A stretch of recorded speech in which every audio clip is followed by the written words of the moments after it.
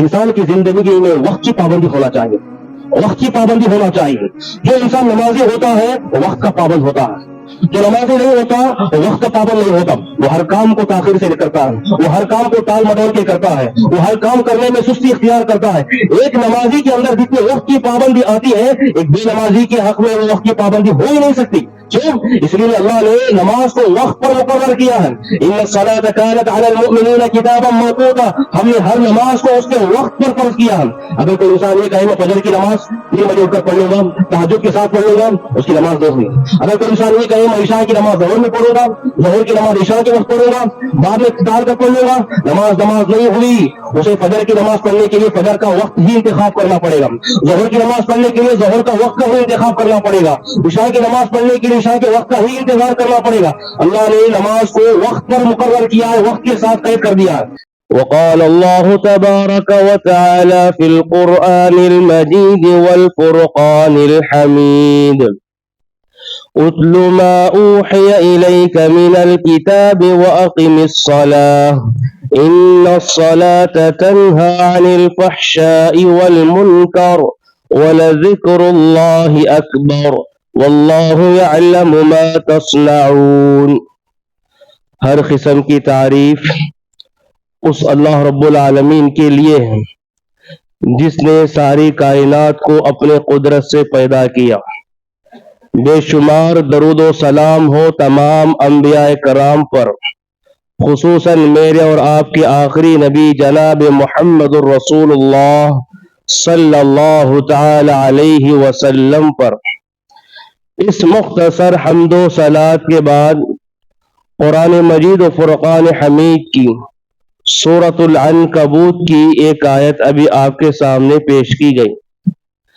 اس آیت میں اللہ رب العالمین اللہ کے نبی صلی اللہ علیہ وسلم سے خطاب کر کے فرمایا اتل ما اوحی الیک من الکتاب، کہ اے نبی جس کتاب کی وحی آپ پر کی جا رہی ہے اس کتاب کو پڑھتے رہو، اس کتاب کی تلاوت کرتے رہو۔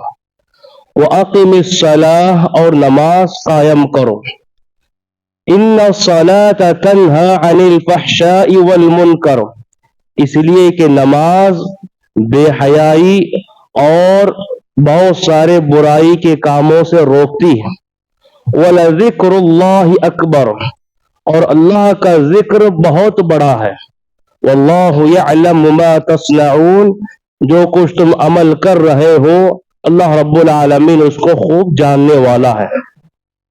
حضرات، نماز ایک بہت بڑی عظیم عبادت ہے۔ ہمارے تخلیق کا مقصد نماز ہے، ہمارے پیدائش کا مقصد نماز ہے، ہمارے بندگی کا مظہر نماز ہے۔ نماز انسان کو عقید توحید کی دعوت دیتی ہے۔ یہی وجہ ہے کہ جب ہم نماز کے لیے کھڑے ہوتے ہیں تو ہمارا قیام، ہمارا رکوع، ہمارا سجدہ، جو کچھ نماز کے ارکان ہے وہ خالص اللہ رب العالمین کے لیے ہوا کرتا ہے۔ اس لیے نماز چند ظاہری حرکتوں کا نام نہیں کہ انسان رکوع کر لیا، سجدہ کر لیا، اس کے بعد سلام پھیر لیا، بلکہ نماز انسان کی ظاہری عبادت ہے، نماز باطنی عبادت ہے، جسم کی بھی عبادت ہے، روح کی بھی عبادت ہے، دل کی بھی عبادت ہے، خیال کی عبادت ہے، فکر کی عبادت ہے۔ نماز کے اندر جو پہلو مضمر ہے اس کو ہم غور کریں کہ نماز میں سر سے لے کر پیر تک جتنے بھی اعضاء ہیں وہ سارے اعضاء نماز میں مشغول ہوتے ہیں، نماز میں شریک ہوتے ہیں۔ تو ایک ایسی عبادت ہے جسم کے سارے اعضاء نماز میں شریک ہوتے ہیں، نماز جیسی عبادت کو انجام دیتے ہیں۔ اور ہمیں یہ بات معلوم ہونی چاہیے کہ نماز کی اہمیت اتنی زیادہ ہے اور اس کی فضیلت بھی اتنی زیادہ ہے، جس طرح کہ گزشتہ جمعہ میں ہم نے سنا کہ نماز انسان کو دنیا میں بھی کامیاب کرتی ہے اور آخرت میں بھی کامیاب کرتی ہے۔ عزت اور سربلندی کا سرمایہ نماز ہے۔ اسی نماز کے ذریعے سے اللہ رب العالمین انسانوں کو عزت بخشا ہے، اور اسی نماز کو چھوڑنے کی وجہ سے اللہ رب العالمین نے ذلت کے وعدے کیے ہیں۔ تو اس طرح نماز انسان کی فرد کی بھی تربیت کرتا ہے، معاشرے کے اجتماعی شکل میں بھی تربیت کرتا ہے، انفرادی تربیت کا ایک نظام ہے اور اجتماعی تربیت کا بھی ایک نظام ہے۔ دیکھنے کے لیے ہم یہ نماز 10-15 منٹ کی عبادت ہے، یہ 10-15 منٹ کی عبادت پورے دن پر اثر انداز ہوتی ہے، پورے زندگی کے مختلف شعبوں پر اثر انداز ہوتی ہے۔ بظاہر ہمیں دیکھنے کے لیے یہ بات نظر آتی ہے کہ نماز 10 سے 15 منٹ کی عبادت ہے، لیکن یہی 10 سے 15 منٹ کی عبادت ہماری زندگیوں کو تبدیل کرتی ہے، ہمارے زندگی کے مختلف مراحل کو سدھارتی ہے، ہمارے اخلاق اور ہمارے عبادات میں کامیاب بنانے میں نماز کا بڑا رول ہوتا ہے۔ اس لیے کہا نماز مسلمان کی، ایک مومن کی بہت بڑی پہچان ہے۔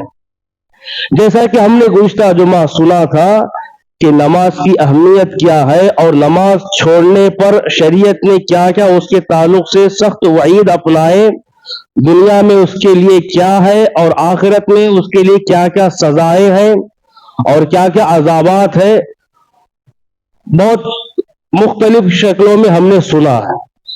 آج کے خطبے میں میں اسی نماز سے ہماری زندگیاں کیسے تبدیل ہونی چاہیے، نماز کے اندر جو اللہ نے پیغام رکھا ہے وہ کیا پیغام ہماری زندگی میں ہے، نماز میں پڑھتے ہوئے کیا کیا ہماری زندگی میں تبدیلی آنا ہے، کیا وہ تبدیلیاں ہو رہی ہیں، نماز کے اندر اللہ نے کیا کیا تربیتی پہلو رکھا ہوا ہے، کیا وہ ہمارے نماز سے وہ تربیتی پہلو حاصل ہو رہے ہیں۔ یوں سمجھیے کہ بے نمازی کا انجام تو ہم نے سنا، نمازیوں کا انجام کیا ہے۔ ہم سمجھتے ہیں نماز پڑھ رہے ہیں اور کامیاب ہو رہے ہیں، نماز پڑھ رہے ہیں فرضیت ادا ہو رہی ہے۔ یاد رکھو دیکھنے کے لیے تو بہت سارے لوگ نماز پڑھ رہے ہیں، لیکن کیا ثبوت اور کیا گارنٹی کہ تمام لوگوں کی عبادتیں قبول ہو رہی ہیں، تمام لوگوں کی نماز قبول ہو رہی ہے اور ان کے نماز پڑھنے کا کیا فائدہ ہو رہا ہے۔ اس لیے اللہ نے نماز کو تربیتی نظام کہا، یہ تربیت کرتا ہے نماز، انسان کی زندگی کو کیسے سدھارنا ہے اور کیسے مختلف پہلو پر اسے ہموار کرنا ہے، یہ ساری نماز تربیت کرتا ہے۔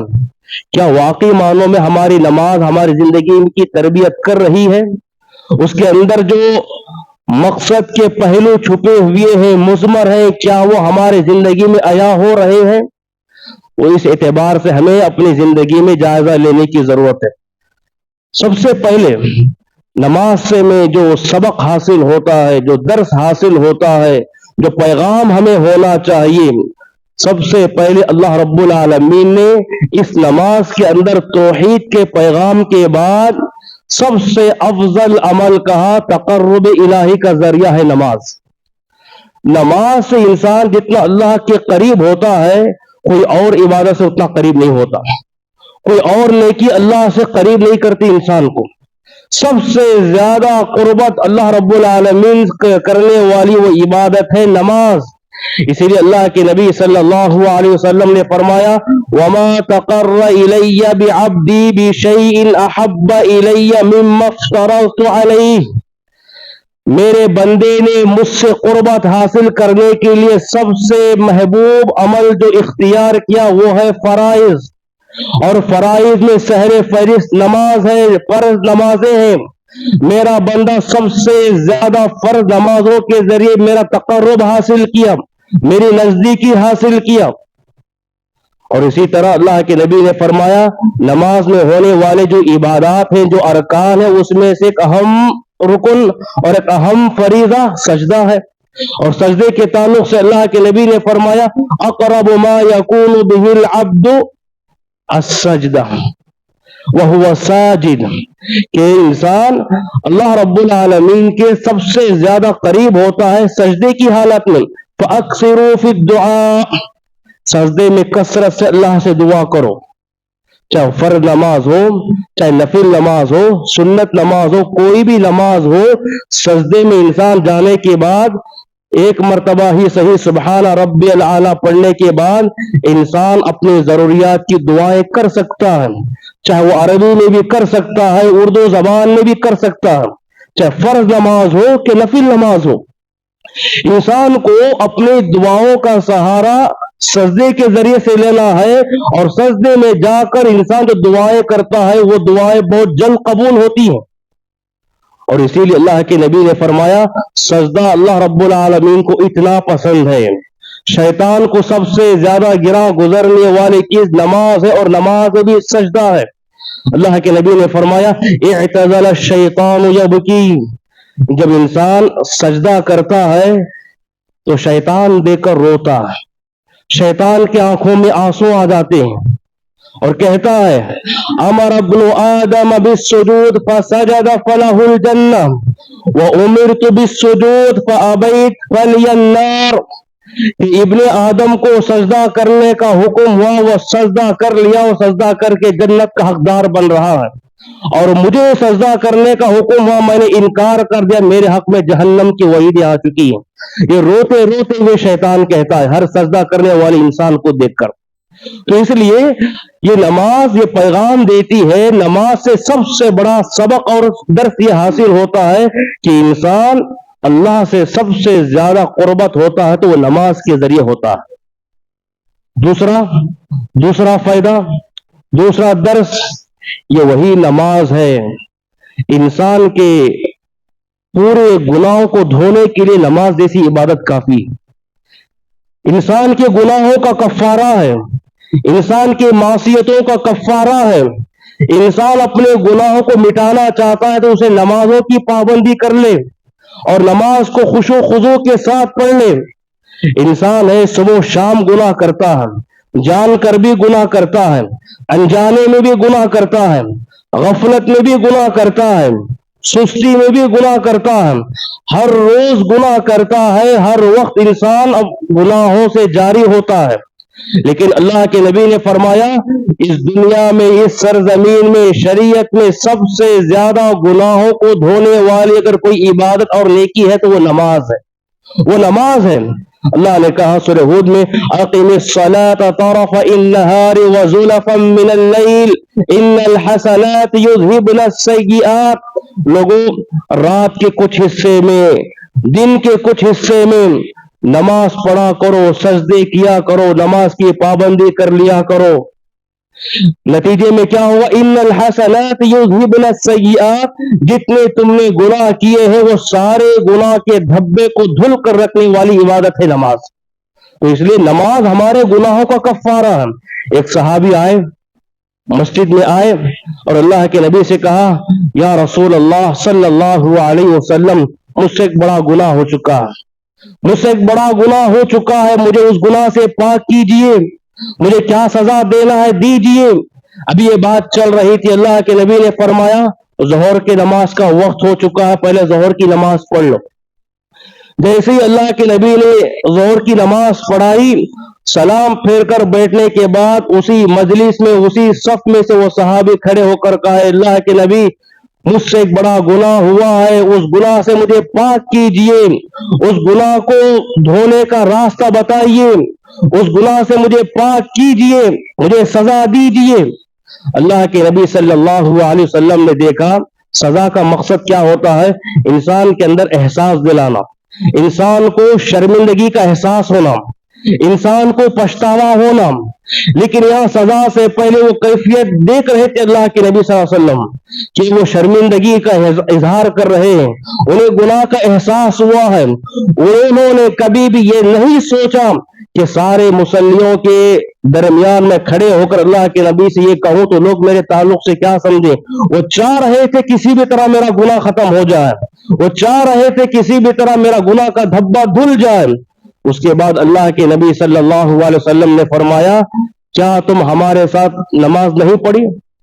کہا کہ اللہ کے نبی ہم نے آپ کے ساتھ نماز پڑھی، آپ نے فرمایا فَإِنَّ اللَّهَ قَدْ غَفَرَ لَكَ ذَنبَكَ وَحَدَّكَ، اللہ رب العالمین نے تمہارے اس نیکی کی وجہ سے وہ جو گناہ بول رہے ہو وہ پورا گناہ معاف ہو چکا ہے، وہ تمہارے گناہ پورے ختم ہو چکے، معاف کر دیے ہیں، اس گناہ کے دھبے کو اس نماز نے دھل کر رکھ دیا۔ اسی لیے کہا حدیث میں الصلوات خمس والجمعۃ الی الجمعہ ورمضان الی رمضان مکفرات لما بینہن اذا اجتنب الکبائر، کہا یہ پانچوں نمازیں، ایک جمعہ سے لے کر دوسری جمعہ تک کی نمازیں، ایک رمضان کے دوسرے رمضان تک کی نمازیں، یہ سارے نیکیاں، یہ سارے نماز انسان کے درمیان کے تمام گناہوں کو دھو کر رکھ دیتی ہیں۔ شرط یہ کہ انسان بڑے بڑے بھیانک گناہوں سے بچے، شرک سے بچے، سود سے بچے، اور مختلف جو بڑے بڑے گناہ احادیث میں بتائے گئے ان تمام گناہوں سے بچے۔ پورے گناہ اس کے معاف ہو سکتے ہیں، بلکہ اللہ کے نبی نے فرمایا، کہا کہ صرف گناہ معاف نہیں، یہی نیکیاں اور یہی نماز اور یہی سجدے انسان کو نہ کہ صرف جنت میں داخل کرتی ہے بلکہ جنت کے اعلیٰ مقام پر فائز کرتی ہے۔ ربیعہ بن کعب الاسلمی رضی اللہ عنہ اللہ کے نبی کے پاس آتے ہیں، اسألک مرافقتک فی الجنہ، اے اللہ کے نبی جنت میں جانا چاہتا ہوں، لیکن جنت میں آپ کے ساتھ رہنا چاہتا ہوں، جنت میں آپ کے ساتھ رہنا چاہتا ہوں، آپ کی قربت چاہتا ہوں، آپ کی صحبت چاہتا ہوں۔ اللہ کے نبی نے فرمایا اگر ایسی بات ہے اعنی علی نفسک بکثرت السجود، کثرت سے سجدہ کرو، کثرت سے نماز پڑھو، چاہے وہ فرض نماز ہو یا نفل نماز ہو، نمازوں کی پابندی کرو، اس نماز کی وجہ سے اللہ رب العالمین تمہیں نہ صرف کہ جنت میں بلکہ جنت میں میرے ساتھ رکھے گا۔ اگر کوئی انسان یہ چاہتا ہے کہ کل قیامت کے دن جنت میں اللہ کے نبی کے ساتھ رہوں، اسے پانچوں وقت کی نمازوں کی پابندی کرنی ہوگی۔ یہ دوسرا فائدہ ہے، انسان کے تمام گناہوں کو معاف کر دیتا۔ تیسرا فائدہ نماز سے، تیسرا سبق انسان کو جو حاصل ہوتا ہے وہ ہے انسان کی اخلاق کی تربیت کرتا ہے نماز، انسان کے اخلاق کی حفاظت کرتا ہے نماز، انسان کے مزاج کی تربیت کرتا ہے نماز۔ انسان کے اندر بہت سارے اچھائیاں بھی ہوتے ہیں، بہت سارے برائیاں بھی ہوتے ہیں، بہت سارے خوبیاں بھی ہیں، بہت سارے کمزوریاں بھی ہیں۔ نماز کی پابندی کی وجہ سے اس کے خوبیوں پر ابھار آتا ہے اور اس کے کمزوریوں کو اللہ رب العالمین ختم کر دیتا ہے۔ نماز اس کی پوری طرح تربیت کرتا ہے، اس کے پورے اخلاق کی حفاظت کرتا ہے۔ یہی چیز ہے، نماز ہمیں سچائی سکھاتی ہے، نماز ہمیں امانت داری سکھاتی ہے، نماز ہمیں کسی پر ظلم کرنے سے روکتی ہے، نماز ہمیں ہر برائی سے روکتی ہے، چاہے وہ اخلاقی برائی ہو، چاہے وہ ادبی بیماری ہو، ہر بیماری، ہر کمزوری، ہر برائی سے روکنے والی نماز ہے۔ اسی لیے کہا نماز کا اثر ہمارے ازدواجی زندگی پر ہوتا ہے، نماز کا اثر ہمارے گھریلو زندگی پر ہوتا ہے، نماز کا اثر ہمارے کمائی پر ہوتا ہے، نماز کا اثر ہمارے تجارت و کاروبار پر ہوتا ہے، نماز کا اثر ہمارے رہن سہن میں ہوتا ہے، نماز کا اثر ہمارے گفتگو میں ہوتا ہے، نماز کا اثر ہمارے زندگی کے مختلف شعبوں پر ہوتا ہے۔ یہی وجہ ہے سورہ عنکبوت کی آیت میں نے پیش کی، ان الصلاۃ تنہی عن الفحشاء والمنکر، کہ نماز انسان کی ہر بے حیائی اور ہر برائی سے روکنے والی نماز ہے۔ یاد رکھو انسان کے مزاج میں بہت سارے کمزوریاں ہیں، انسان کے پاس گھمنڈ ہے، انسان کے پاس غرور ہے، تکبر ہے۔ نماز کو آپ دیکھیں گے شروع سے لے کر آخر تک یہی چیز بتاتی ہے کہ تمہیں ہمیشہ عاجزی انکساری ہونا چاہیے، تمہارے اندر کبھی ضد نہیں آنی چاہیے، تمہارے اندر کبھی گھمنڈ غرور نہیں ہونا چاہیے۔ جب انسان قبلہ رخ ہو کر اللہ اکبر بول کر تکبیر باندھتا ہے، اے اللہ تیری ذات بڑی ہے اور تیرے لیے کبریائی ہے اور تیرے ہی لیے بڑائی ہے، تو اس بات کا اقرار کرتا ہے تیرے بڑائی کے آگے کسی کی بڑائی ہو نہیں سکتی، تیری تعریف کے آگے کسی کی تعریف ہو نہیں سکتی۔ انسان اللہ اکبر بول کر نظریں جھکا کر کھڑے ہوتا ہے، یہ اس بات کی علامت ہے کہ ہمارا سر جھکے گا تو اللہ کے سامنے جھکے گا، کسی کسی اور کے سامنے نہیں جھکے گا، اور یہ عاجزی انکساری کا پہلو مضمر اس میں ہوتا ہے انسان کے اندر جیسی اللہ اکبر بول کر تکبیر باندھتا ہے، اس کے بعد اس کا غرور کچلا جاتا ہے، اس کا گھمنڈ کچلا جاتا ہے۔ کھڑے ہونا ہے تو اللہ کے سامنے کھڑے ہونا ہے، سر جھکانا ہے تو اللہ کے سامنے سر جھکانا ہے، بڑائی بیان کھونی ہے تو صرف اللہ کی بڑائی بیان ہونا چاہیے، کسی اور کے سامنے جھک کر کھڑے ہونے کا مزاج نہیں ہونا چاہیے۔ اللہ کے نبی نے فرمایا من سرہ ان یتمثل لہ قیاما فلیتبوأ مقعدہ من النار، اگر کوئی انسان یہ چاہتا ہے کہ میرے سامنے بہت سارے لوگ کھڑے ہوں تو جھک کر کھڑے ہوں، ادب کے ساتھ کھڑے ہوں، یہ کیفیت اگر کوئی پسند کرتا ہے تو اس ایسے انسان کو سمجھ لینا چاہیے اس کا ٹھکانہ جہنم ہے، اس کا ٹھکانہ جہنم ہے۔ اگر کوئی انسان یہ چاہتا ہے کہ مجھ سے ملنے والے لوگ، میرے ملاقات کرنے والے لوگ، مجھ سے بات کرنے کے لیے لوگ میرے سامنے ادب سے کھڑے ہونا چاہیے، سر جھکا کر کھڑے ہونا چاہیے، عاجزی انکساری کے ساتھ کھڑے ہونا چاہیے، یہ مزاج رکھنے والا انسان اس کا ٹھکانہ جہنم ہے، جہنم کے علاوہ کچھ نہیں۔ کیوں؟ اس لیے کہ عاجزی انکساری کھڑے ہونے کے لیے اللہ رب العالمین نے وہ عبادت کو اپنی طرف منسوب کر لیا۔ دوسرے پہلو میں، دوسرے گفتگو میں، دوسرے بات چیت میں، دوسروں کے ساتھ سلوک کرتے ہوئے یہ نماز وہی سکھاتی ہے کہ دوسروں کے ساتھ عاجزی انکساری پیدا کرے۔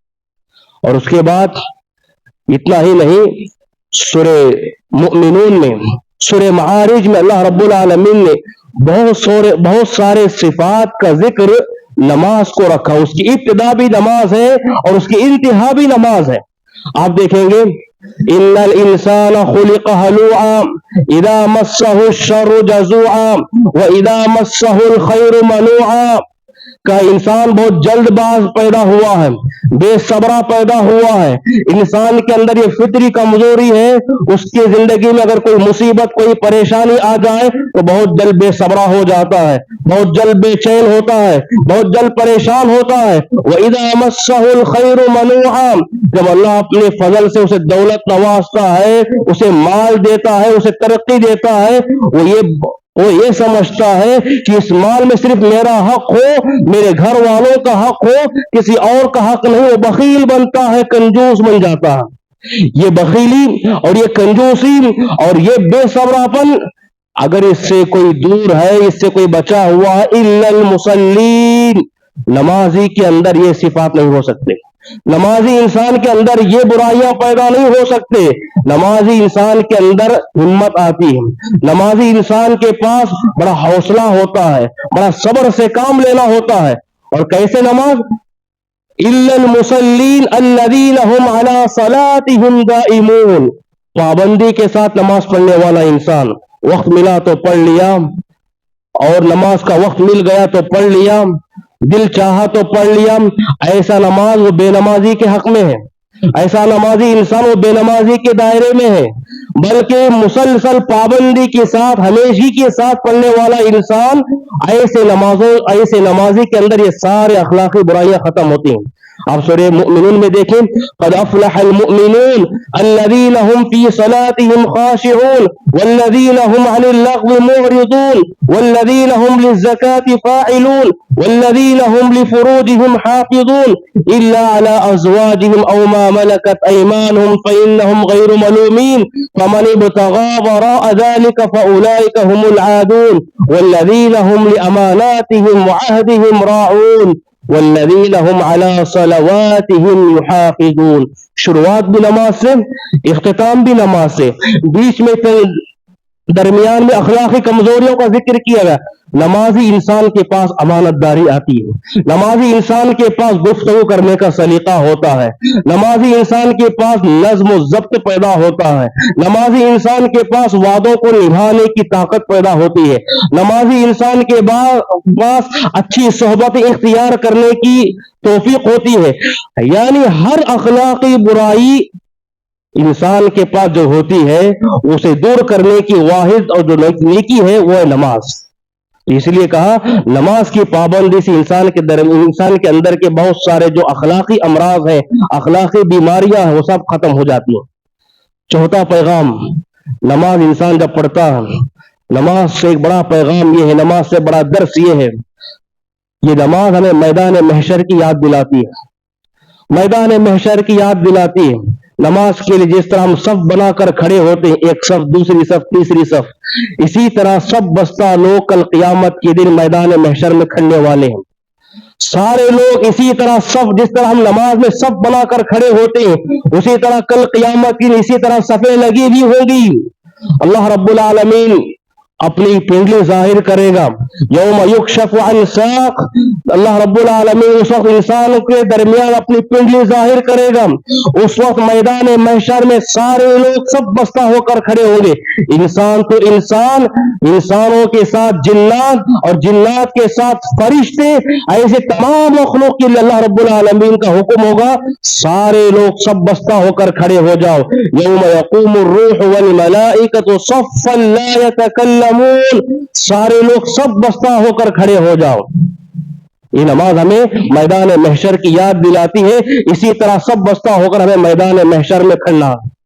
علامہ ابن قیم رحمۃ اللہ علیہ نے اس آیت کی روشنی میں بڑی پتے کی بات کہی، کہا ان للعبد موقفین عند ربہ، موقف فی الدنیا وموقف فی الآخرہ، فمن استقام موقفہ فی الدنیا استقام موقفہ فی الآخرہ۔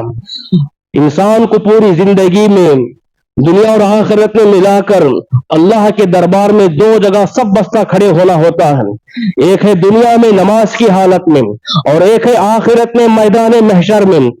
لوگ یاد رکھو، دنیا میں جس طرح سب بنا کر پابندی کے ساتھ، عاجزی انکساری کے ساتھ کھڑے ہوتے ہو، کل قیامت کی اسی طرح تمہیں عاجزی انکساری کے ساتھ سب بستہ کھڑے ہونے کی توفیق ہوگی۔ تم چاہتے ہو آخرت کے صفیں تمہارے حق میں کامیاب ہو جائیں، دنیا میں تمہیں نماز پڑھتے ہوئے اپنے صفوں کو صحیح رکھ کر نماز کی پابندی کرو، ورنہ اللہ رب العالمین کل قیامت کے دن تمہیں نہ سجدہ نصیب ہونے دے گا، نہ قیام نصیب ہونے دے گا۔ جو لوگ نماز کی پابندی کرتے ہیں انہی کے لیے کل قیام کا حکم ہوگا اور سجدے کا حکم ہوگا، اور سارے لوگ سجدہ کرنے میں کامیاب ہوں گے، جیسا کہ اللہ نے کہا سورہ قلم میں، یوم یکشف عن ساق ویدعون الی السجود فلا یستطیعون۔ اللہ رب العالمین سارے لوگوں کو نمازی بھی ہوں گے، بے نمازی بھی ہوں گے، سب لوگوں کو اللہ سب بستہ کھڑا کرنے کے بعد کہے گا سجدے میں گر جاؤ۔ سارے لوگ سجدے میں گر جائیں گے، کچھ لوگ کھڑے ہوئے ہوں گے، وجہ کیا ہے، علت کیا ہے، سبب کیا ہے؟ اس لیے کہ ان کی پیٹھ اکڑی ہوئی ہوگی، ان کی ہڈی بالکل سیدھی ہوگی، نہ جھک پائے گی نہ کھم پائے گی۔ ایسے حالات میں یہ سارے لوگ پہچانے جائیں گے، یہ بے نمازی لوگ ہیں۔ اللہ رب العالمین کل ان کو اپنے نظروں کے سامنے، اپنے سامنے ان کو سجدہ بھی نصیب نہیں ہونے دے گا جو بے نمازی ہوتے ہیں۔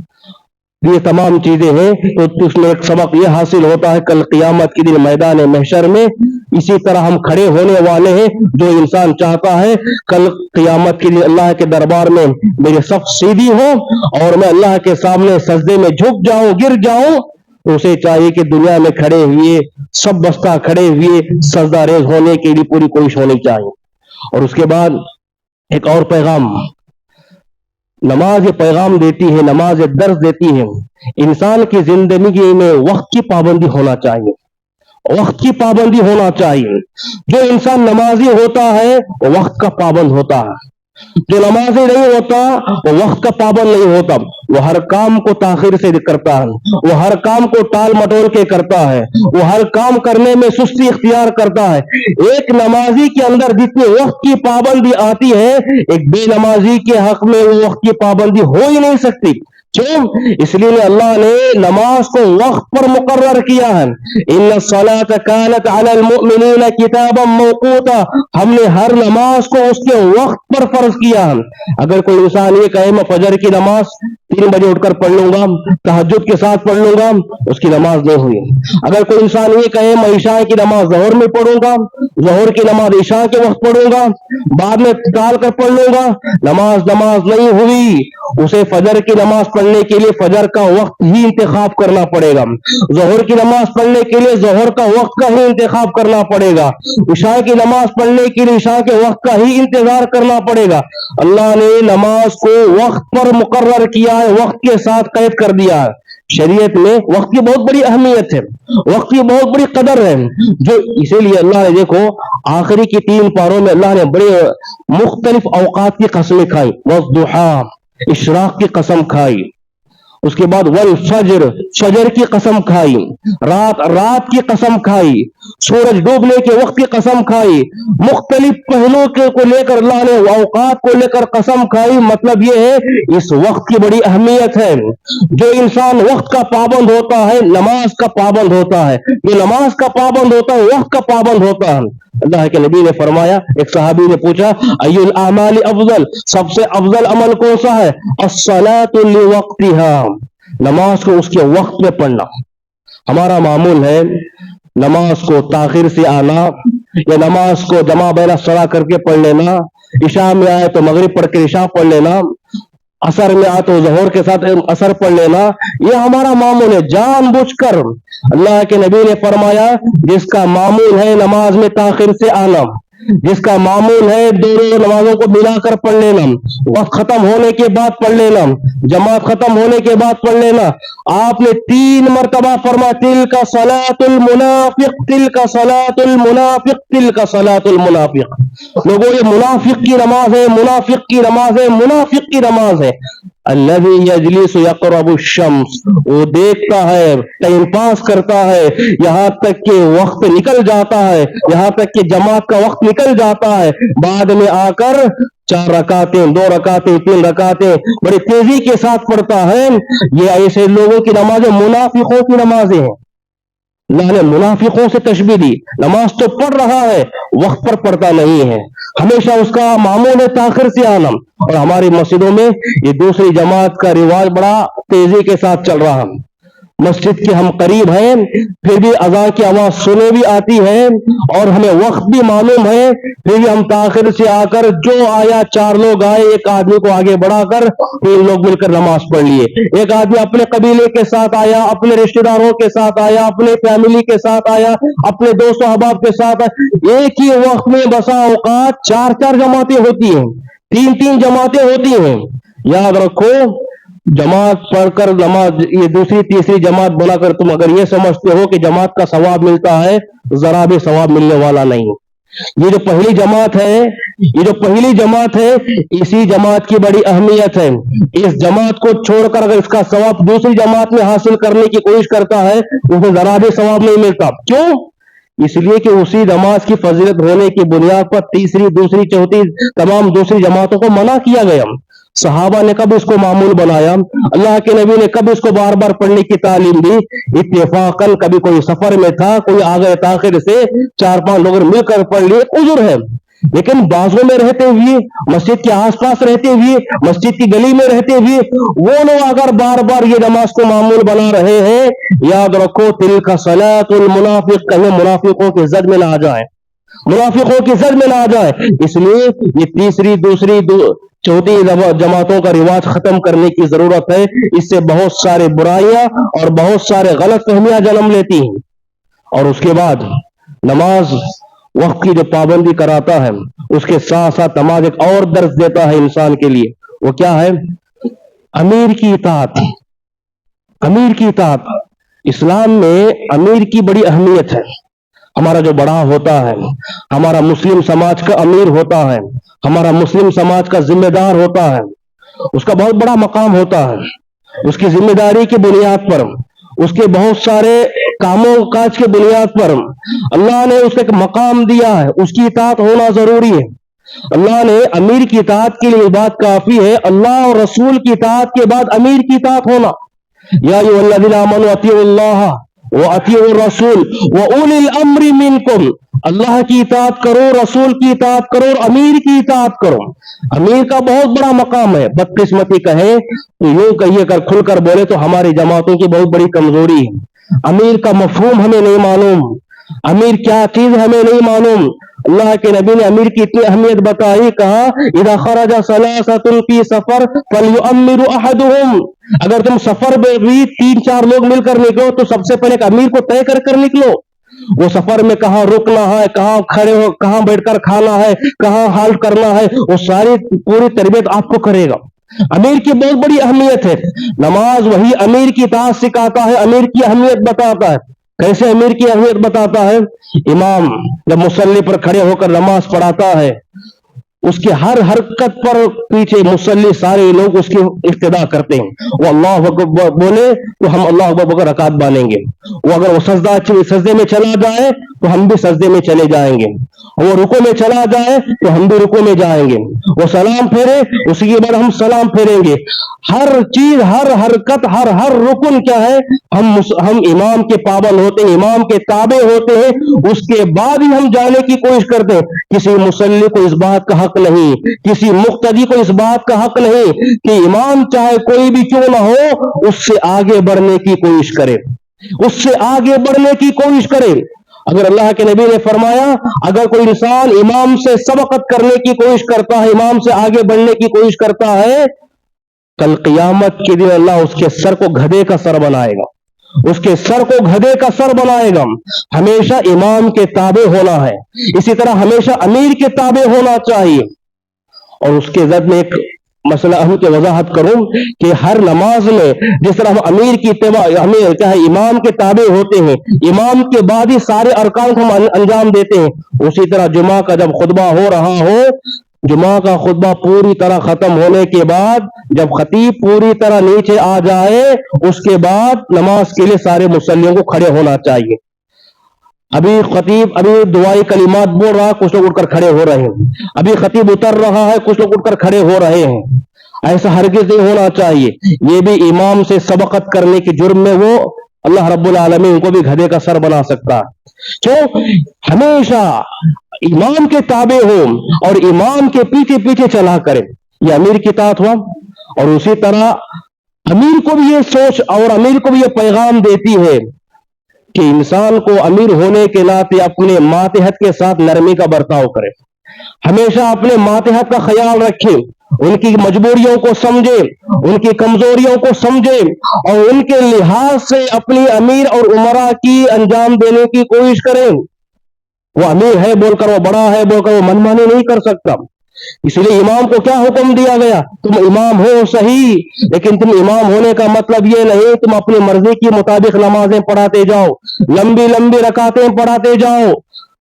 کہا وقتدی بِأَضَاعِفِهِمْ, پیچھے کمزور لوگوں کا خیال کرو. تمہارے پیچھے 100 پہلوان بھی اگر کھڑے ہو, اگر ایک کمزور ہے اس کا خیال کرتے ہوئے نماز کو مختصر کی جائے, اس کا خیال کرتے ہوئے نماز کو مختصر کی جائے. کیوں؟ اس لیے کہ وہ سب سے کمزوروں کا خیال کرنی چاہیے. اور اس کی ضد میں بھی ایک بات میں کہوں, ہمارے مسجد میں ہمیشہ فیان کے مسئلے کو لے کر بڑا اختلاف چلتا ہے, بڑا مسئلہ ہوتا ہے. ایک طبقہ وہ ہے جو کمزور ہے, جو بیمار ہے, جو بزرگ ہے, اور ایک طبقہ وہ ہے جو نوجوان ہے, جو جوانی کی گرمی ہے اور وہ اپنے صحت کا ثبوت بھی دیتے ہیں. لیکن یاد رکھو ان کا خیال خیال ڈالو, کوئی ہاف کر رہا ہے نماز کے دوران, کوئی جا کر پھر ڈال رہا ہے. یہ منمانی اور ضد یہ ہرگز نہیں ہونی چاہیے. یاد رکھو تمہاری صحت کتنی بھی کیوں نہ ہو, ان کا خیال کیا جائے گا اس حدیث کی روشنی میں جو کمزور ہیں, جو بیمار ہیں. اگر وہ کچھ بیمار ہیں, کچھ کمزور لوگ ہیں, ان کا مطالبہ ہے کہ فیان نہیں ہونا چاہیے تو فیان نہیں ہونا چاہیے, ان کا خیال کیا جائے گا. جوان کا خیال نہیں کیا جائے گا, طاقتوروں کا خیال نہیں کیا جائے گا, اپنی گرمی کا ان کی گرمی کا خیال نہیں کیا جائے گا. یاد رکھو کمزوروں کا خیال ہونا چاہیے. تو اسی لیے نماز ہی پیغام دیتی ہے کمزوروں کا خیال کیا جائے اور امیر کی اطاعت کی جائے اور امیر کی اقتدا کی جائے. اور اسی طرح نماز ایک اہم ثبوت یہ دیتی ہے, ایک پیغام یہ دیتی ہے, ایک سوچ یہ دیتی ہے. نماز کے ذریعے سے اللہ رب العالمین انسان کے معاشرے کو جوڑتا ہے, معاشرے کے افراد کو جوڑتا ہے. کتنے ایسے لوگ ہمارے دوست ہیں, وہ ہماری دوستی شروعات ہی مسجد سے, مسجد سے بہت سارے ہمارے دوستوں کی شروعات ہوئی ہے. ایک انسان کو اب تک جانتا نہ تھا, پہچانتا نہ تھا, لیکن دوستی ہوئی. اس کا بنیادی سبب یہ ہے کہ وہ مسجد میں ملاقات ہوئی, مسجد سے ہمارا تعلق بن گیا, مسجد سے ہماری دوستی شروع ہوئی. کتنے ایسی دوستیاں نمازوں سے شروع ہوئی, کتنے ایسے تعلقات مسجدوں سے شروع ہوئے. اور یہیں سے حضرات نماز غمخواری کا پیغام دیتی ہے, غمخواری کا مزاج پیدا کرتی ہے. کوئی ہمیشہ آنے والا مصلی اگر ایک دن نہ آئے یا 2-3 نمازوں میں نہ دکھے تو فوراً ہمیں اس کی فکر لائق ہوتی ہے, اور 1-2-3 دن نہ دکھے اس کی ہمیں فکر لائق ہوتے ہوئے اس کی ہم تحقیق کرتے ہیں کہ وہ بیمار تو نہیں, کہیں وہ سفر پر تو گیا ہے, کیا اس کی حالت ہے, کیا پریشانی ہے. اگر ایسی کیفیت ہے تو فوراً اس کی عیادت کے لیے ہم پہنچ جاتے ہیں. اللہ کے نبی صلی اللہ علیہ وسلم ہمیشہ آپ کا معمول تھا سلام پھیرنے کے بعد آپ مصلیوں کی طرف رخ کر کے بیٹھتے تھے. کیوں؟ اس کی حکمت کیا ہے؟ اس کی حکمت یہی ہے کہ آپ مصلیوں کا جائزہ لیتے, کون ہے کون نہیں ہے, کون کتنے دن سے غائب ہے, کیوں غائب ہے, ساروں کی حاضری لیا کرتے تھے. حالانکہ دعا کرنا, نماز کے بعد ذکر و اذکار کرنا, دعا کرنا, وہ اس کے آداب میں سے ایک ادب کیا ہے, قبلہ رخ ہونا چاہیے. سارے مصلیوں کو قبلہ رخ ہونے کی پابندی لگا دی گئی. کسی مصلی کو پھر کر بیٹھنے کی اجازت نہیں. صرف امام کو اس بات کی اجازت ہے کہ مصلیوں پر غور کرے, کون آ رہا ہے کون نہیں آ رہا ہے, کون کس حال میں ہے, کون کیا پریشانی میں ہے. اس کا خیال کرنے کی تعلیم دی گئی. نماز انسان کو پاکی صفائی کی تعلیم دیتا ہے. ہر نماز سے پہلے وضو کی شرط لگائی گئی, ہر نماز سے پہلے وہ پاکی کی پابندی لگائی گئی. اس کا لباس پاک ہو, اس کے کپڑے پاک ہو, اس کا جسم پاک ہو, جس جگہ میں وہ نماز پڑھ رہا ہے وہ جگہ پاک ہو. نماز 5 وقت میں پاکی صفائی کا درس دے کر یہ تعلیم دینا چاہتی ہے.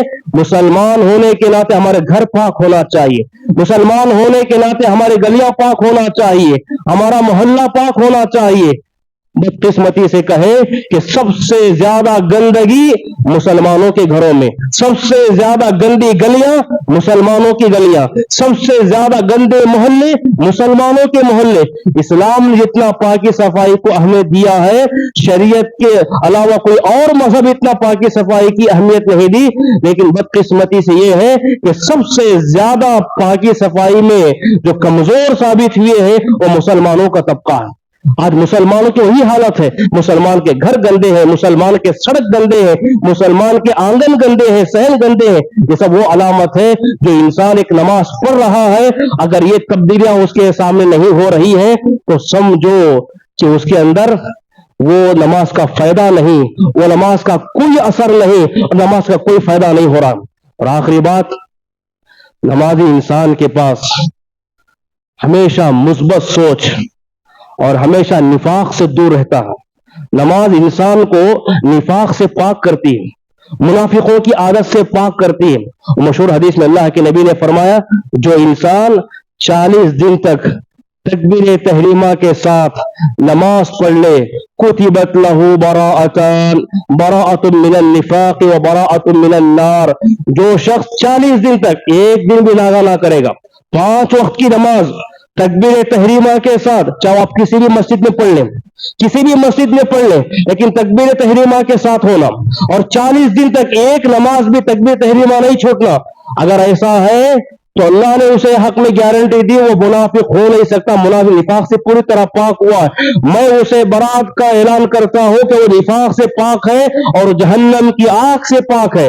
اگر ہم سے یہ ادا نہیں ہو رہا ہے تو کہیں نہ کہیں ہم بھی منافقوں کی عادتیں ہمارے اندر چھپی ہوئی ہیں, ہمارے اندر بھی نفاق ہے, اور اس کی زد میں اچھے اچھے لوگ, نیک لوگ سب آ جاتے ہیں, اور سب اپنے ایمان کا جائزہ لینے کی ضرورت ہے. اللہ سے دعا ہے کہ اللہ ہم تمام کو اپنی زندگی کا جائزہ لینے کی توفیق عطا فرمائے, نماز کو اس کے آداب اور اس کے درس کے ساتھ ادا کرنے کی توفیق عطا فرمائے, نماز سے جو اسباق حاصل ہوتے ہیں اس سبق کو اپنی زندگی میں لانے کی توفیق عطا فرمائے. نماز کے اندر جو تربیتی پہلو مضمر ہے ان تمام تربیت کو اپنی زندگی میں لانے کی توفیق عطا فرمائے. آمین وآخر الحمدللہ رب العالمین.